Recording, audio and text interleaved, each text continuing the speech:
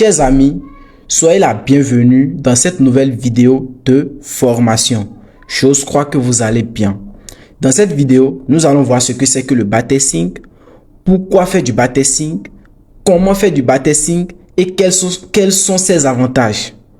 Nous allons aussi revoir notre stratégie de trading en démo. Nous allons aussi apprendre à mettre les probabilités de notre côté, les probabilités de structure, de zone d'attaque et de confirmation. Et terminer maintenant avec les unités de temps, les meilleures unités de temps à utiliser. Pourquoi le backtesting est important? Tout d'abord, le backtesting nous permet de vérifier si la stratégie est réellement rentable. Ça, c'est le numéro 1. Moi, je l'ai testé, elle marche pour moi. À vous aussi de le tester pour voir si la stratégie est réellement rentable. Elle permet de renforcer la confiance en cette stratégie-là. Si tu testes, si tu backtestes, tu auras plus confiance à la stratégie parce que tu vas connaître ses forces et ses faiblesses. Ok, tu vas également savoir dans quelles conditions elle marche le plus, dans quelles conditions elle marche pas du tout. Voilà. Maintenant, comment faire un bon backtesting? Pour faire un bon backtesting, bon, la plupart du temps, on dit de retourner sur 1 an, 2 ans, en arrêt, complètement en arrêt du graphique. Et maintenant, voir un peu comment la stratégie s'est passée précédemment. Mais moi, je dis que non. Pour faire un bon backtesting, il faut rester sur des données fraîches. 1 mois, 2 mois ou plus. Et 2 semaines, voilà, 3 semaines. Pour voir comment est-ce que la stratégie a réagi durant ces temps-là. Mais aller jusqu'à 2 mois et 2 ans en arrière sur le graphique, honnêtement, bon, pour moi personnellement, je ne vois pas l'utilité parce que le marché évolue. Et pour bien backtester, il faut utiliser une seule stratégie, pas plus. Une seule stratégie, on va voir comment le faire bientôt. Une seule stratégie, une seule confirmation, un seul stop loss, un seul T-profit également, pas deux. Un.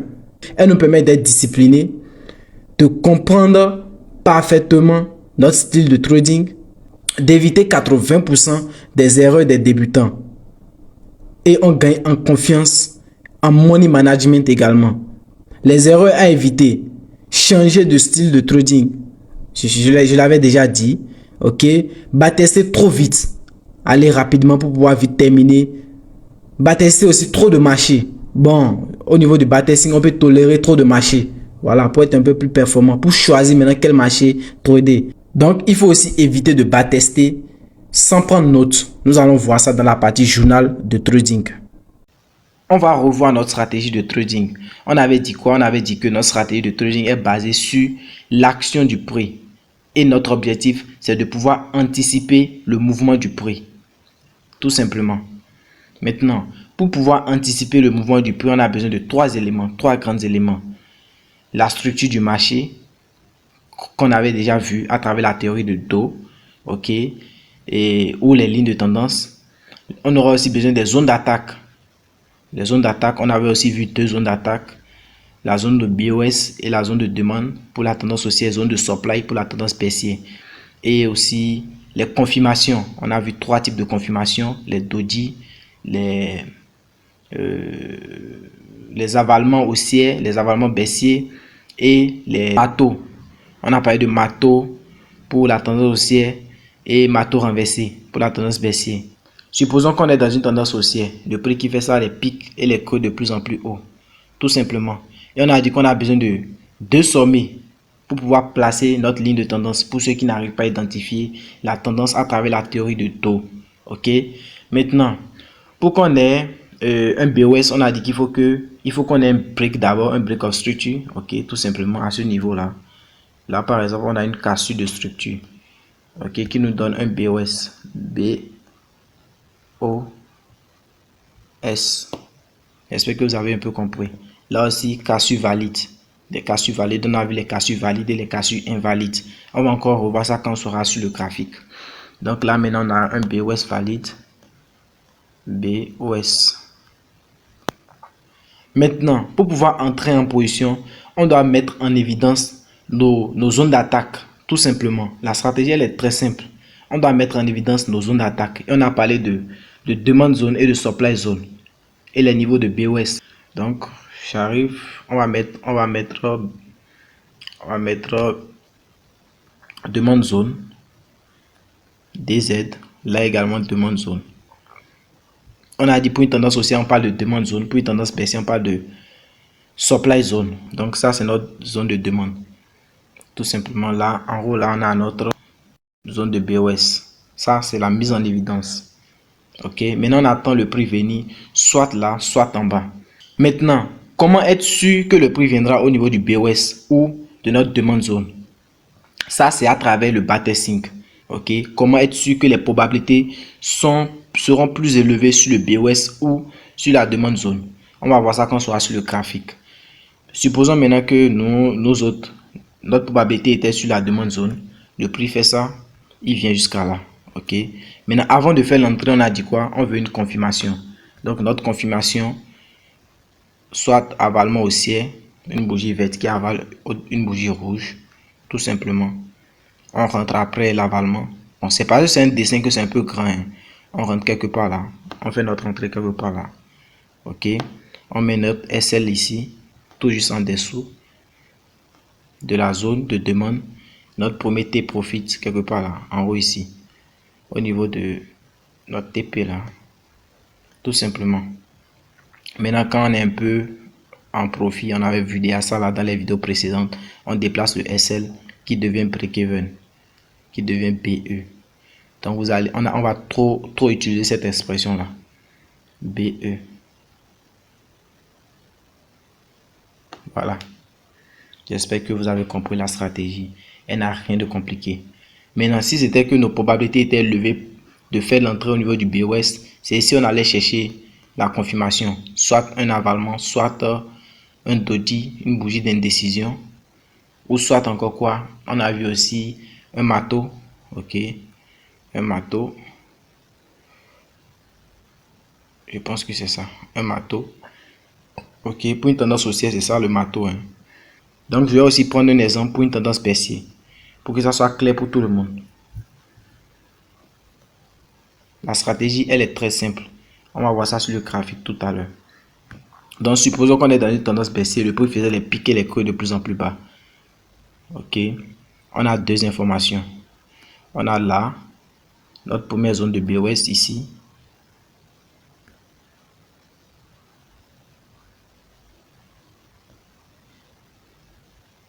Et notre deuxième zone de BOS ici.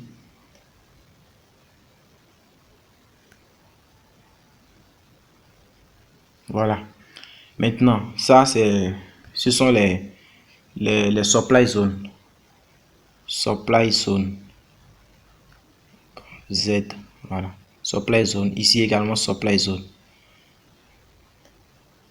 Donc, on va mettre en évidence nos zones d'attaque.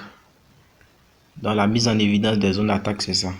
On met en évidence notre zone de BOS et notre zone de supply. Tout simplement. Maintenant, l'objectif, c'est quoi? C'est de pouvoir entrer dans ces deux zones-là. Soit là, soit là. Donc, je vais vous appeler la probabilité de vos côtés. Ok. Maintenant, pour mettre la probabilité pour mettre la probabilité de son côté, c'est à travers le backtesting que nous allons bientôt voir sur le graphique. Maintenant, on attend le prix venir. On attend. Le prix vient là. Et si c'était que la probabilité était élevée, supposons que l'ensemble de tout ça, c'est le BTC par exemple. Le BTC, qu'on voulait prendre en sell. Et que les probabilités étaient élevées que ça soit dans notre zone de BOS. Ok. Arrivé là, maintenant, on cherche notre confirmation. Confirmation. Exemple de confirmation, on a vu les matos renversés. Ici maintenant, exemple de matos renversé ici. Je vais essayer de dessiner quelque chose là. Voilà, ça c'est un matos renversé. Donc, on voit le matos renversé et on rentre tout juste après la clôture du matos, après la formation du matos, on rentre. On met notre SL légèrement en haut là. On met notre stop loss quelque part là. Et maintenant, ici c'est notre premier T profit. TP. Donc, quand le prix viendra là, ça va nous sortir en profit. C'est très simple, rien de compliqué les gars. Donc, je pense avoir tout dit. On ira sur le graphique et appliquer également. Je vais effacer tout ça.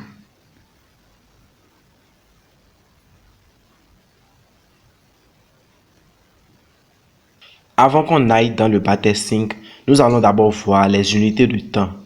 Ok. Ici, vous devez savoir que nous avons trois grandes catégories de traders.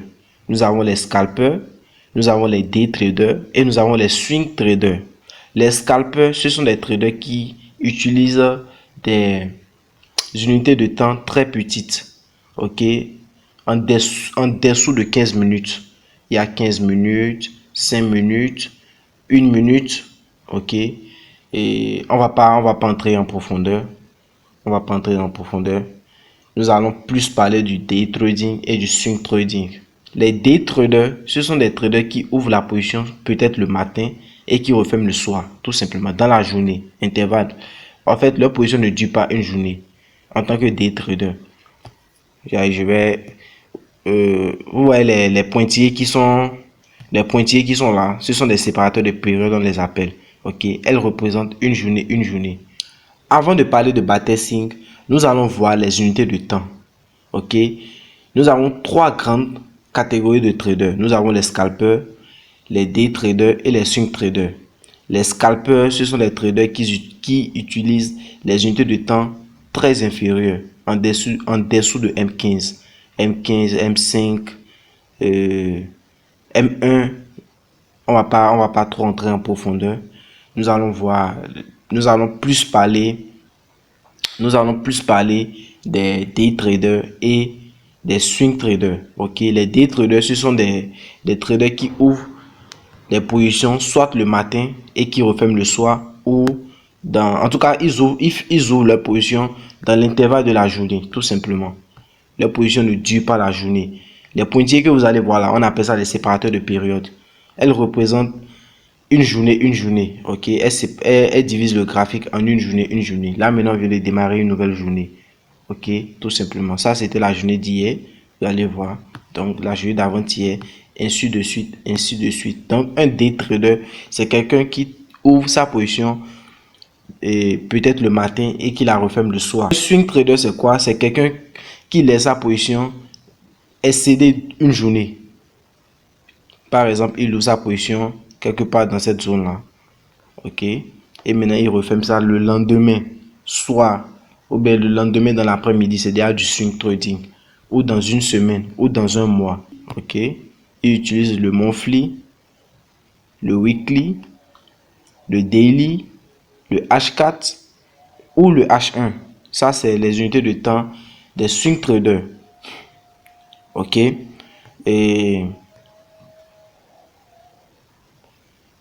donc, ce que vous devez aussi savoir, c'est que le swing trading marche très bien pour ceux qui ont un métier déjà, ceux qui n'ont pas assez de temps pour venir faire les analyses et autres. Ok? C'est un style de trading un peu sécurisé, moins stressant, tout simplement, que le scalping. Le scalping, c'est très stressant, c'est trop stressant. Parce que vous tradez dans des petites unités de temps. Et non seulement elle est stressante, il y a encore trop de bruit. Le marché fait trop de bruit. Or, dans le swing trading, nous n'avons pas assez de bruit. Ok? On essaie de repérer la structure dans les grandes unités de temps telles que le daily. Ok? Quand je parle de daily, ça veut tout simplement dire une journée. Ok? Le H4, qui veut tout simplement dire 4 heures de temps. Actuellement, je suis en M30, ça veut dire qu'une bougie là maintenant représente 30 minutes. 30 minutes pour se former. Donc, en tant que swinger, vous allez plus utiliser le daily et le H4 pour repérer la structure du marché, tout simplement. Là, maintenant, je suis en daily, ça veut dire qu'une bougie maintenant, là, actuellement, va prendre une journée pour se former. La bougie d'aujourd'hui vient de démarrer, ok? Donc, elle va prendre toute la journée pour se former. Je pense que au niveau des unités de temps, c'est bon, ok? Pour les day traders, et eux autres, ils vont plus utiliser le H4, le H1, le M30, le M15. Ok. Bon, en dessous de ça, je déconseille pour les day traders. Tout simplement. Donc, eux autres, ils vont commencer leur analyse de structure en H4 par exemple.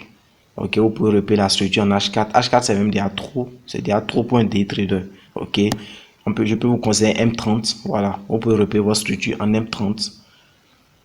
Et les day traders, faites toujours votre entrée, ok. Quand vous repérez la zone d'attaque, faites toujours l'entrée dans la même unité de temps. Genre, vous repérez la zone d'attaque en M30, ok. et cherchez plutôt la confirmation dans la même unité de temps. Si c'est en M30, vous repérez votre zone d'attaque. On va faire ça quand on sera dans la partie backtesting. Je vais essayer de vous expliquer ça. Ok, de vous réexpliquer ça. Voilà. Si vous repérez votre structure en M15 par exemple, faites l'entrée en M15 pour les day traders. Maintenant pour les swing traders, on va voir ça. Là-bas, on parle de fratalité. Vous ne pouvez pas faire une entrée en daily. Non, c'est énorme. C'est énorme. Vous pouvez repérer la structure en daily et définir les zones d'attaque en daily ou en H4 et entrer maintenant en H1 par exemple pour les swingers, tout simplement. Donc, nous allons passer maintenant sur le choix des parités. Comment bien choisir ces parités. Je vous assure que même dans les formations payantes, souvent, la plupart des coachs ne parlent même pas de ça. En tout cas, moi, la formation que moi j'ai suivie, moi j'ai payé pour beaucoup. J'ai suivi beaucoup de formations, j'ai payé beaucoup de formations, beaucoup de coachs. Ok, la plupart d'entre eux ne m'ont jamais appris comment choisir ma parité de trading. Ils disent tout simplement que bon, la stratégie marche sur toutes les parités, un peu comme je le disais au début. Mais c'est très important de savoir choisir ces parités. Et comment choisir ces parités? D'ailleurs, ceux qui sont intermédiaires, ceux qui ont déjà payé une formation pour me suivre, mettez en commentaire si on vous a dit au cours de votre formation comment choisir une parité. Je n'ai pas eu de mentionner le nom du coach. Je ne veux pas des ennuis. Mais mettez en commentaire si on vous a déjà appris à choisir une parité. Ok? Donc, pour choisir une parité, c'est simple. Activez tout. Activez tout. Allez dans la partie actifs financiers. Choisissez l'actif financier. Dans notre cas ici, on a parlé des indices synthétiques. On a dit qu'on va plus trader les indices synthétiques. Donc, vous allez sur les actifs des indices synthétiques. Vous sélectionnez tout. Vous sélectionnez tout. Maintenant, pour choisir maintenant quelle parité sera bonne pour vous, vous repérez d'abord en premier lieu votre style de trading. Est-ce que vous choisissez, vous voulez être day trader ou swing trader? Ça, c'est la première question que vous devez vous poser d'abord.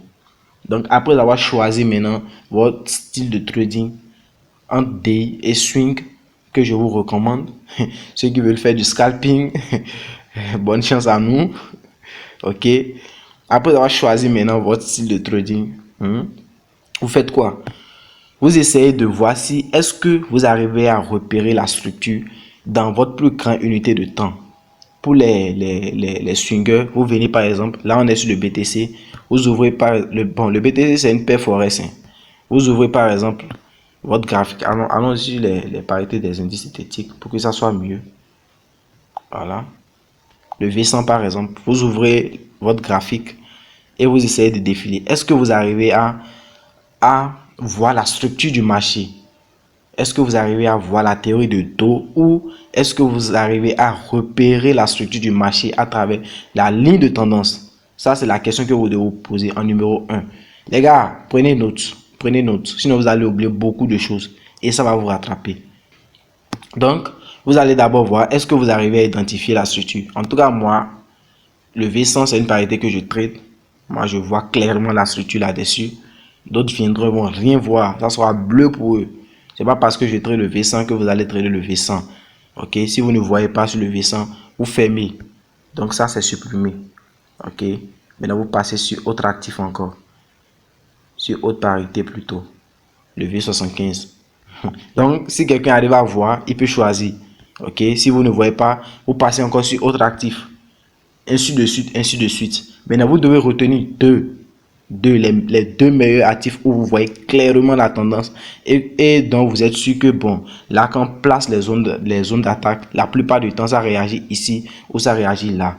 Ça réagit soit dans la zone de BOS, soit dans la zone de supply ou demande. Tout simplement. C'est comme ça on choisit son actif à trader. C'est pas parce que celui qui vous enseigne le truc trade V75 et V100 que vous-même vous allez choisir V75 V100. Vous allez taper poteau. On ne voit pas la même chose. Et on n'a pas commencé au même moment. Je pense que le message est clair. Voilà. Maintenant, après avoir choisi maintenant vos actifs financiers, ok, vous retenez deux. Après avoir choisi ces deux actifs-là, nous allons passer maintenant dans la partie backtesting. Vous allez backtester la stratégie sur ces deux actifs financiers-là, tout simplement. Ok, vous repérez la structure. J'irai sur le V100. Vous repérez la structure. Ok, vous repérez la structure. Prenons cette tendance-là, par exemple. Elle est clairement baissière. Ok, le prix faisait les pics et les creux de plus en plus bas. J'ai pas besoin de ligne de tendance pour voir que la structure est baissière. Ok, là maintenant, avant même de rentrer dans le fond du sujet, on a dit quoi? On a dit que le backtesting est une méthode qui consiste à tester sa stratégie de trading sur les données passées pour voir si elle marche réellement avant de passer en réel. C'était la définition qu'on avait donnée. Maintenant, ce que nous autres, nous avons à faire, c'est d'aller dans les données passées, tout simplement. Maintenant, je vous ai conseillé de ne pas trop aller en arrière. Le marché évolue au plus 2 mois. Au plus 2 mois, pour ne même pas dire 1 mois. Donc, actuellement, on est en décembre. Peut-être vous pouvez rester dans la partie novembre. Ok, vous pouvez choisir de novembre à décembre ou de octobre. Bon, je vous recommande octobre vu que vous êtes novice et que c'est un raccourci que nous sommes en train de prendre. Prenez octobre, à partir d'octobre, sur tous les parités que vous allez ouvrir. Essayez de voir si vous pouvez repérer la structure de octobre à décembre. Si vous n'arrivez pas à repérer la structure de octobre à décembre, fermez cette parité-là, tout simplement. Voilà. Donc, c'est un peu ça. Ok. Là, maintenant, je suis en daily. Donc, de novembre à décembre, bon, de octobre plutôt à décembre, sur le V100 en daily, la structure elle est baissée, elle est clairement baissée. Là maintenant je fais quoi? Je mets les zones d'attaque. Si on veut battre ça comme ça sera bon à peine. J'ai juste un setup, hein. J'ai juste un setup. Minimum de setup, j'ai dit 100 en démo. Minimum de setup. Bon, au niveau du backtesting, pas besoin de 100 pour backtester, hein. Je vous explique. Je vais vous expliquer ça un peu plus tard dans la vidéo. Comment est-ce que vous allez procéder. Voilà. Là maintenant, nous avons le prix qui a réagi dans notre zone de BOS 2 fois même avant de chuter pour les swing traders. Donc, je vais diminuer l'unité de temps aussi. J'irai en H4. H4. Voilà. Là, je suis en H4. OK. Même en H4 aussi, nous sommes dans une tendance baissière. Il y a encore d'autres possibilités d'entrer sur le marché. OK. D'autres possibilités d'entrer sur le marché. Maintenant, quand vous repérez la structure en H4, j'ai dit quoi? J'ai dit de chercher la confirmation dans une unité de temps un peu plus inférieure que le H4. C'est pour les day traders là. Vous autres, vous rentrez dans votre unité de temps. J'arrive. Voilà. Donc là maintenant, après la cassure, le prix a fait immédiatement le retest dans la zone. Vous voyez? On a eu un retest immédiat. Donc notre SL doit être où? Légèrement en haut là. Je vais vous montrer les niveaux de SLTP en même temps. Voilà, le SL doit être quelque part là. C'est un peu trop loin, c'est déjà trop loin pour un swing trader. C'est déjà trop loin, c'est déjà trop loin. On va aussi voir comment raffiner les SL et les TP dans la partie réelle, dans la partie risk ratio. Donc, le SL doit être quelque part là, quelque part en haut ici. Ok. Bon, pour un TP, quelque part en bas là. Ok. Je vais essayer de mettre ça en évidence. Ces gens de setup même on ne prend pas. Ok. Quand vous voyez que le premier TP n'est pas assez, c'est pas du matos, il n'y a pas assez de jus dedans, ne prenez même pas. Comme on peut remarquer, notre SL est plus large. Il arrive. Faut voir. Pour quelqu'un qui mettait un sell limite quelque part ici, ok, il met son stop loss quelque part en haut là, avec moins $100, hein, avec le plus petit lot. Pour un TP de quelque chose ici, de $33. On ne peut pas risquer $100 pour $33. Ok, donc ça, nous allons voir ça quand nous allons passer dans la partie réelle. On appelle ça le risque ratio. Je risque combien pour gagner combien. Donc, ce setup là, d'abord, c'est même pas à prendre. Tout simplement. Tout simplement. Mais, dans l'explication, il faut juste comprendre que c'est comme ça marche. Ok, et maintenant, après avoir mis en évidence la zone, vous partez bon, on est en H4, mais vous partez en M30 par exemple, pour chercher la confirmation. Est-ce qu'on a un avalement dans la zone, ou bien est-ce que il y a des bougies d'indécision, un truc du genre. Voilà. Quand le prix revient sur notre zone d'attaque, ok, Là, maintenant, on observe. On observe. On observe, on observe. Avalement ou bougie d'indécision. On a plusieurs bougies d'indécision dans cette zone, dans cette partie-là. Tout simplement. Donc, on pourrait faire une entrée là. Mais bon, à travers le risque ratio qu'on va bientôt voir, qu'on va voir prochainement, c'est un setup à ne pas prendre. C'est juste l'explication. Il faut comprendre ça comme ça. Ça, c'est pour les swing traders. Je retourne encore en H4 pour détecter la structure. Donc, c'est comme ça que vous allez backtester, tout simplement. Ok. Maintenant, on va encore approfondir le backtesting dans cette vidéo. Mais pour backtester la stratégie, si la stratégie marche réellement sur l'actif que vous avez choisi, c'est ce que vous allez faire. Allez sur les données passées. Ok. Essayez de repérer la structure. Si la structure elle est bonne, essayez de voir les zones d'attaque. Si vous voyez que le prix a l'habitude de rebondir sur la zone de BOS ou sur la zone de demande ou supply, prenez note. Prenez note. Vous écrivez le nom de la parité. Vous mentionnez que oui, la stratégie marche et elle réagit plus sur la zone de BOS ou elle réagit plus sur la zone de demande ou elle réagit plus sur la zone de supply. Tout simplement. Voilà.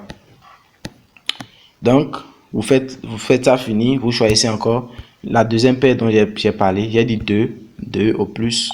Les swingers, vous pouvez aller à 4. Ok, les swingers, vous pouvez aller à 4. Ne dépassez pas 4 parités. Ne dépassez pas 4 parités. Sinon, vous allez vous embrouiller et perdre votre temps. Et revenir encore sur la vidéo. Ok, sinon, vous allez perdre de temps. Il faut supprimer un peu cette partie-là. Sinon, vous allez trop perdre de temps. Vous allez trop perdre. Si vous dépassez 4, bon, honnêtement, en tout cas, ça ne sonne pas pour moi. Bon, cette partie-là, il ne faut même pas parler de ça. Donc, les swingers, vous pouvez aller à 4 parités. Mais n'ouvrez pas trop de graphiques. C'est un peu ça, ceux qui veulent faire du swing, vous avez un travail à côté, vous ne voulez pas trop vous casser la tête. C'est ce qu'il faut faire. Vous repérez la structure, vous mettez en évidence votre zone d'attaque.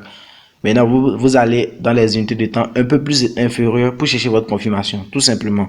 On a déjà vu les différents types de confirmation. Je pense que le message est passé. Voilà. Là, par exemple, je vais mettre ça en évidence. Il y a une cassure là. Maintenant, ne prenez pas les fausses cassures. Je viens de voir une fausse cassure. Je vous montre. Là où on parlait de fake out. Où on parlait de fake out dans la vidéo précédente. Ok, il faut voir. Faut voir un fake out. Hein. Okay. On est en H4. Hein. Faut bien voir. On est en H4 sur le V100. Je vais vous montrer un fake out. Voilà. Le prix a fait quoi? Le prix a fait son retest là. Je vais essayer de zoomer un peu. Le prix a fait son retest là. Ok, dans cette zone là. Ensuite, il n'a pas cassé directement la zone que j'ai mis en évidence. C'est ça qu'on appelle un fake out. C'est quand le prix casse fini maintenant que vous autres vous mettez la zone en évidence encore. Donc quand il n'y a pas cassé, on ne fait pas de mise en évidence. Non, il faut qu'on ait cassé d'abord. Donc c'est ce niveau là. Ce niveau là, c'est un fake out. Il faut qu'on ait une cassure. Donc la cassure, on l'a ici. Tout simplement. Avec le corps de la bougie. Donc après maintenant la cassure, vous pouvez mettre maintenant en évidence la zone. On met nos deux zones en évidence. Et on attend que le prix réagisse sur l'une des deux zones. C'est très simple. Hein? C'est très simple. Très simple. En tout cas, moi, je ne vois pas ce qu'il y a de compliqué. Je vois pas ce qu'il y a de compliqué dans la stratégie. Elle est très simple et elle marche. Donc, ne vous compliquez pas la vie et n'allez pas trop loin pour pas tester. Limitez-vous à 2 mois. Bon, limitez-vous à 2 mois. 4 parités pour les swingers. Au plus, si c'est trop, 4 parités. Maintenant, les day traders, vous pouvez vous limiter à 2 parités, pas plus. Ne dépassez même pas 2 parités. Pour les swingers, si vous voulez bien maîtriser le truc, choisissez seulement 2 parités. Je vous ai déjà appris à choisir la parité. Ok, donc vous choisissez 2 parités et vous restez sur ces 2 parités-là. Point final. Maintenant, vous choisissez une intervalle de 2 mois pour pouvoir tester bien bon et savoir où le prix a tendance à revenir. Donc, c'est le fait de chercher à savoir où le prix a la probabilité de venir, c'est de mettre les chances, c'est de mettre la probabilité de chance de son côté, tout simplement. Sur le V100, moi, il sait où le prix a la probabilité de revenir. À vous aussi de faire le travail pour le savoir, tout simplement.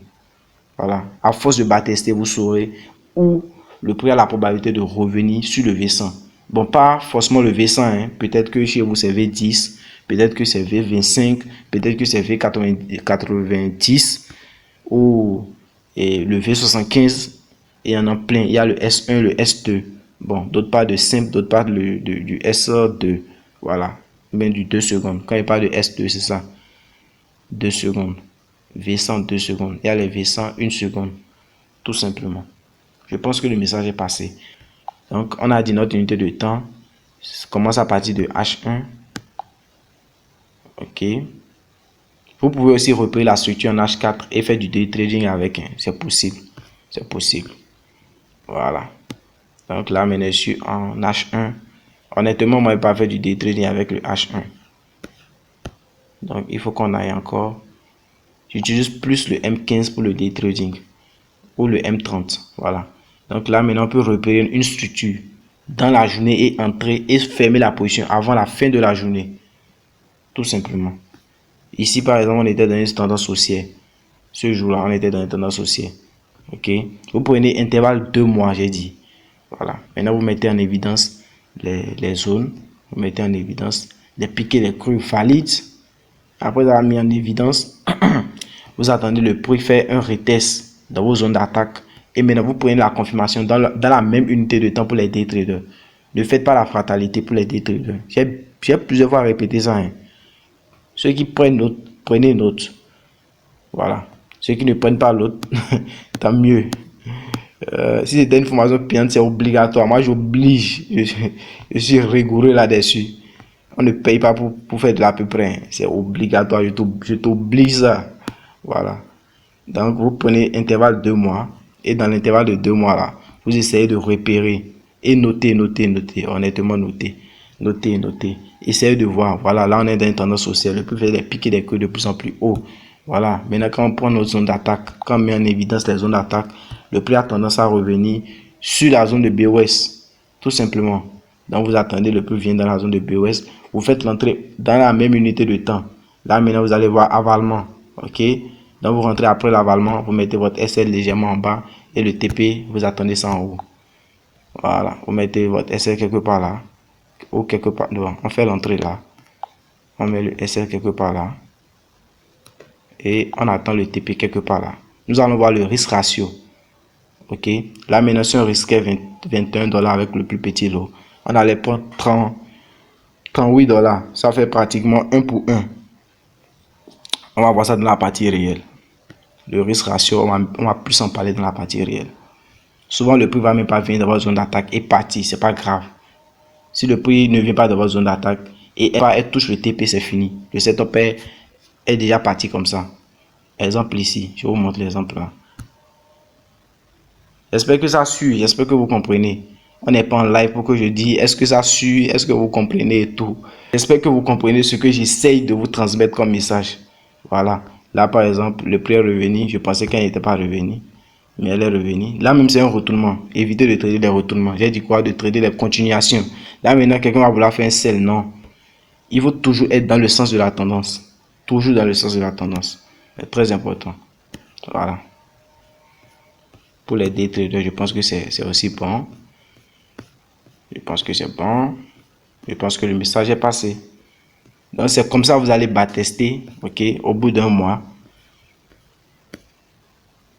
Octobre, novembre, décembre. Vous prenez à partir de octobre. Vous pouvez aller un peu plus en arrière pour d'autres, pour certains. Mais choisissez au plus 2 mois, quoi. Les choses évoluent. Le marché évolue également. Selon moi, c'est ça. D'autres vous diront allez commencer depuis 2 ans en arrière, depuis 1 an en arrière. Bon, pour moi, ça ne sert à rien. Honnêtement, le marché évolue. Si peut-être le marché faisait des rebonds dans les zones de supply 1 an en arrière, peut-être qu'aujourd'hui c'est au niveau de la zone de BOS. Il y a d'autres zones qu'on n'a pas vues. Vous aurez une vidéo après la formation sur les différentes zones d'attaque qui existent. Il y a plein. Nous n'avons pas seulement les POS et les supply demande. Nous avons aussi plein. Nous avons même des outils qui nous servent de zone d'attaque. On parle d'outils Fibonacci. OK. Il y a la ligne de tendance aussi qui nous sert de zone d'attaque. Il y a plein. Mais concentrez-vous d'abord pour un début sur ces 2 zones-là. Supply demande, BOS. Point final. Ça va beaucoup vous aider. Ça va beaucoup vous aider et vous allez faire moins d'erreurs. Maintenant, si c'est que vous avez une stratégie et que vous utilisez mais qui ne marchait pas, arrêtez cette stratégie-là et faites ce que je vous dis. Vous allez gagner. Vous allez gagner de l'argent avec. Vous allez gagner de l'argent avec. Maintenant, si c'est que votre stratégie marche déjà, gardez votre chose, tout simplement. Là, maintenant, on est dans une tendance baissière. Je vais mettre en évidence la zone. On va essayer de mettre en évidence la zone.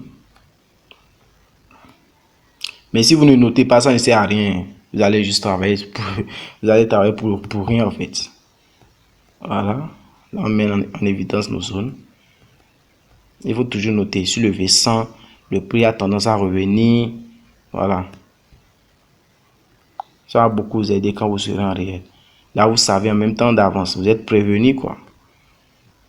Voilà. C'est un peu ça le backtesting. C'est un peu ça le backtesting. Le prix a tendance à venir où? Un peu ça le backtesting. Tout simplement. Jusqu'à ce qu'on ait maintenant une cassure. Et après la cassure encore, le prix reprend encore. On reprend encore. On reprend encore. Je vais changer la couleur.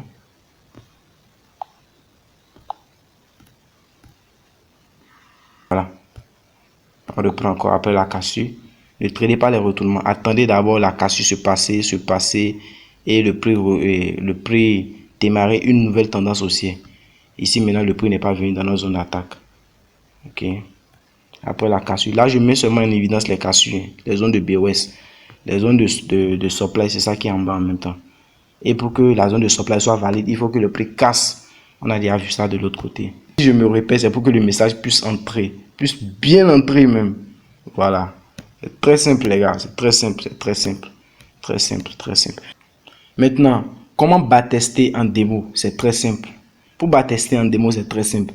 Après avoir choisi votre style de trading, ok, entre swing et DI, ou scalp, pour les gens comme moi, je ne vous ai pas parlé de scalping ici. On a juste parlé de DI et de swing. Donc, après avoir choisi votre style de trading